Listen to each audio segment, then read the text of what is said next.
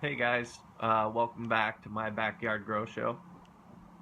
I just wanted to talk today about the point of my show, why I'm doing it, and the point of my show is not to maximize yields or make competition weed or grow the densest, dankest, or anything like that. My show is just, I'm just going to broadcast to you what it's like growing my backyard just kind of simply laissez-faire Portland way because we can here in our backyards. Legally, we're allowed to have 4 plants per household, just so long as you're an adult over 21, I believe. For that reason, I wanted to see what it was like, grow my own plant for the experience mostly, not because I needed to save a bunch of money on weed or because I wanted to sell a bunch of weed or anything like that. I did it because I just wanted to know, because now we can. 2 years ago, we took a clone and we just dug a hole in my planter back there. We just put the clone directly into the ground. I think somebody may have put some crushed egg shells under there or something like that and maybe fertilized it once or twice, but we just watered that sucker from the hose, and come about the first couple weeks of October we harvested it, and I would say that that plant yielded us about a quarter pound, and that was just a $20 clone we picked up and just put straight into the ground. Just on the yield alone, I'm pretty happy with that result, but what really made me happy was actually growing the plant. um, for the first several months it was just something I looked at in the garden where I just come out every day and take a look at it. Didn't change much. It's like if we looked at my plants here every day, you're not going to take too much from it on a day by day basis. But once that plant starts to burst into flower, those nugs, those flowers keep on stacking, and then the trichomes come on. It's really a wonderful experience growing the plant from start to finish, I have to say. A lot of guys like to grow theirs from seeds, but I just find it so convenient to pick up the clone. You get the strain you want, it's already started, the roots are in. All you have to do is transfer it to a pot and water it when it gets dry. That's about as simple as that. The one step that I do encourage you all to take is to pH balance your water.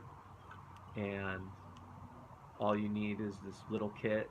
I used it on one of my videos already with the pH balance tester and white vinegar. If your pH is too high, you just add like a little bit of white vinegar, like a real little bit, and test it again.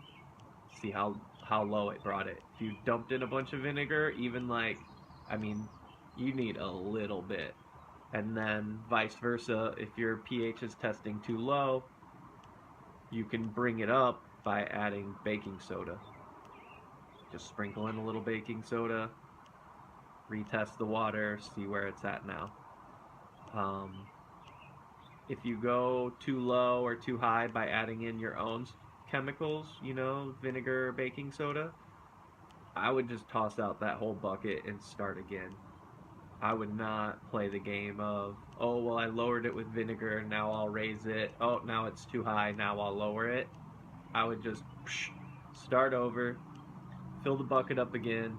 Probably going to pH test straight out of the tap or the hose about where it did on that last bucket, and then just add far less of what you did the last time, and then test it again.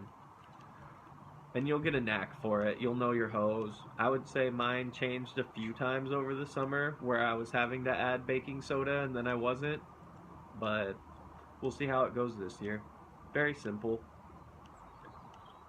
And then at the end of this grow, my intention is to get a press and press it, because last year we grew and yielded about, oh, I don't know, 3 pounds, including like all the trim and the shake and all that. So we've made a couple rounds of can of butter, and we've just got jars, like jars full of outdoor quality buds, which, they're not the dankest, they're not competition winners, but there is something to say about growing your own, reaping your own harvest.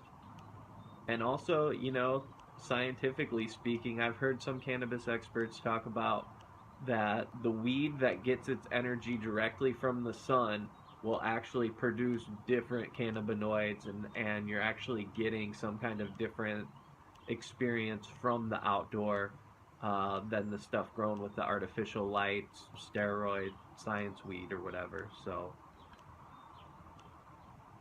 hey guys, I hope you stick with this summer. If not, you know, I'm gonna hope it's gonna just stay up here on YouTube forever. So, if somebody ever wants to see what it was like in 2018 when marijuana first became legal in Oregon, well, you know, it's been a few years now, but it's only a few years, you know. Someday, people will be looking back at this as, you know, the early days still. So this is what it was like in the early days. Peace.